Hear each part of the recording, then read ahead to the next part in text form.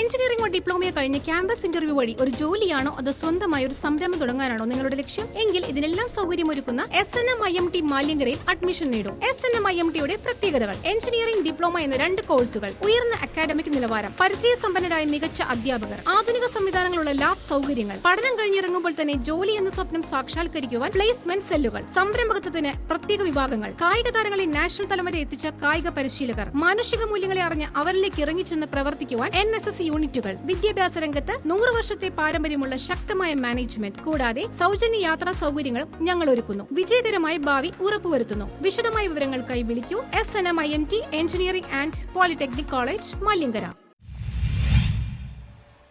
12ാം division കമ്മിറ്റിയുടെ നേതൃത്വത്തിൽ ഓണക്കോടി വിതരണം ചെയ്തു. 12ാം ഡിവിഷൻ കമ്മിറ്റിയുടെ ആഭിമുഖ്യത്തിൽ ഡിവിഷനിലെ പ്രായം ചെന്ന മാതാപിതാക്കൾക്കും തൊഴിലുറപ്പ് തൊഴിലാളികൾക്കും ഹരിത കർമ്മസേന അംഗങ്ങൾക്കും അംഗനവാടി വർക്കേഴ്സിനും ആശാ വർക്കർമാർക്കും പ്രവർത്തകർക്കും division councillor Soni K Francis ഓണക്കോടി നൽകി. KJ മാക്സി MLA ചടങ്ങിൽ ഉദ്ഘാടനം നിർവഹിച്ചു. 17,000 കോടി രൂപയാണ് ഈ പെൻഷൻ കൊടുക്കാൻ വേണ്ടി സർക്കാർ കൊടുക്കുന്നത്. അങ്ങനെ ഓരോ മേഖലയിൽ ഓണം നമുക്ക് എല്ലാവർക്കും സന്തോഷം തരുന്നതാണ്. ഓണം സമൃദ്ധിയായിട്ട് നമുക്ക് ആഘോഷിക്കണം. ഒരു സമത്വത്തിൻ്റെയും സാഹോദര്യത്തിൻ്റെയും അടയാളമാണ് ഓണം എന്ന് പറയുന്നത്. വലിയ മാവേലിയുടെ കാലത്തുണ്ടായിരുന്ന ആ സമത്വം ഇത് നമുക്ക് നമ്മുടെ നാട്ടിലുണ്ടാവുന്നത്. അപ്പം കേരളം മലയാളികളുടെ ദേശീയോത്സവമാണ്. കേരളം മലയാളികൾ എവിടെയുണ്ടെങ്കിലും ഓണം ആഘോഷിക്കും. ആ ഓണാഘോഷം കളറാക്കാൻ വേണ്ടിയിട്ടാണ് സംസ്ഥാന സർക്കാർ ഇത്തരം കാര്യങ്ങളുമായി ബന്ധപ്പെട്ടുകൊണ്ട് മുന്നോട്ട് പോകുന്നത്. വളരെ സാമ്പത്തിക പ്രതിസന്ധിയുണ്ട്. കേന്ദ്രം നമുക്ക് നമ്മുടെ നികുതി പണം തരുന്നില്ല. IS രമേശൻ അധ്യക്ഷനായി. CPIM Kochi area secretary PS Rajam, CPIM ജില്ലാ കമ്മിറ്റി അംഗം KM റിയാദ്, നിഷ ജോളി, ലവിത നെൽസൺ, സൗമ്യ ഗിരീഷ്, ധന്യ സുമേഷ്, ബിന്ദു മുരുകൻ, സരിത എന്നിവർ സംസാരിച്ചു.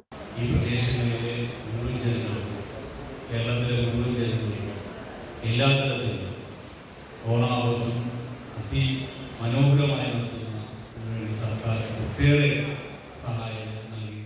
ഓണം എന്ന് പറയുന്നത് നമ്മുടെ ദേശീയോത്സവമാണ്.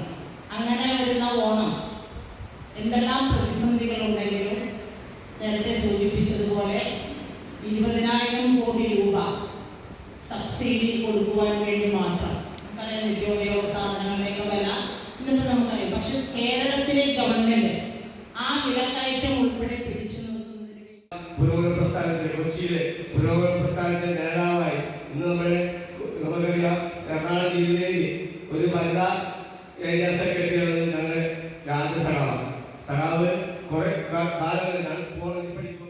News bureau, fort Kochi.